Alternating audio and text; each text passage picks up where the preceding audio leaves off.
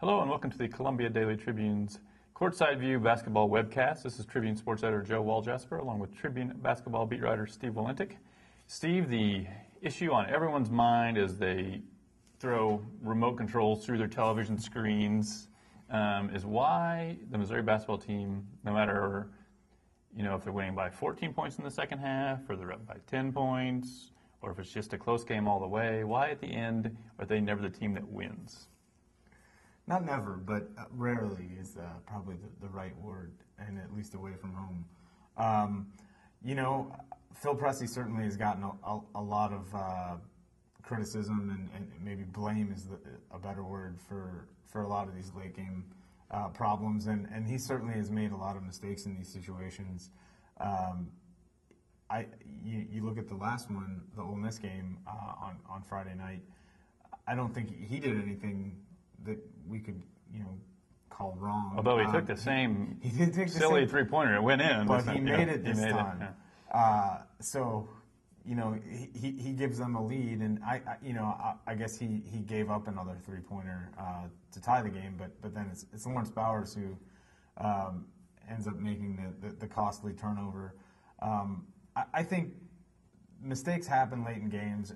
I think the bigger issue with Missouri and all of these things is that they've allowed so many games to get close when they were up by double digits. And it's so ingrained now, I think we're winning by double digits at this point, but there's always a point where Missouri looks like they have a chance to step on someone's neck, and then in that Mississippi game, for instance, that is the time that Phil Pressey chooses to throw the pass back behind his head for no particular reason, and it goes out of bounds, and suddenly the other team feels, well, maybe we're not dead yet. It seems like they really struggle with the idea of time and score, and this is our chance to put someone away, and don't do it. And then I think when the game does start to get close, then those doubts seep into their mind. The other thing is that there's a philosophy. It's the way Frank Haith has coached all of these games, where he has a lead in the last 6-7 minutes. He wants to use the clock, and so I think you've seen Missouri slow down what it does and try to work a lot of the clock away, which is fine, and there's merit to that. But what ends up happening is you don't make the opponent guard for the first 20 seconds of a possession, and then you give your own team a limited amount of time to go make a play, and they don't have as much opportunity to get the good shot that you want. And I don't think it's fine, and I don't think it has merit, and I don't think it even worked last year. I mean, they would win the game sometimes, but it would be closer than it needed to be. Unless you're in a situation where I think the shot clock is under 35 seconds, I don't know why they're standing outside and dribbling the ball away, because then what happens is the only shot that becomes available to them is Phil Pressey getting a high screen and then shooting a 30-foot three-pointer, and he's only going to make 10% of those shots. So why not just play the game that you've been playing? I mean, the other team's going to get the possessions anyway. I mean, it's not a one-possession game. Just keep playing the way that you played when you built a 14-point lead. I completely agree with your second point. I mean, I don't understand why if you got up 10 doing a certain thing, why you wouldn't try to get up 20 doing the same thing. There has also been times when there's been, let's say there's been 50 seconds left and they're dribbling away like that. That would be the time when you'd want to go 2 for 1 and take a quick shot, so then you would get the last shot. But they never do that. Yeah, I mean, I do think that they were able, even in the stall offense that we saw, they were able to get some good looks against Mississippi State and just didn't make them. But I think you give yourself less opportunity to get those kind of chances, and you really end up defending yourself a lot of the time. Plus the fact that the players just aren't as comfortable operating that way. They're used to doing a certain thing the majority of the game, and they can be pretty good at it. Missouri's an efficient offensive team. I mean, it's one of the most efficient offensive teams in the country. I don't think I would have said that or expected to say that in November, but it's become that.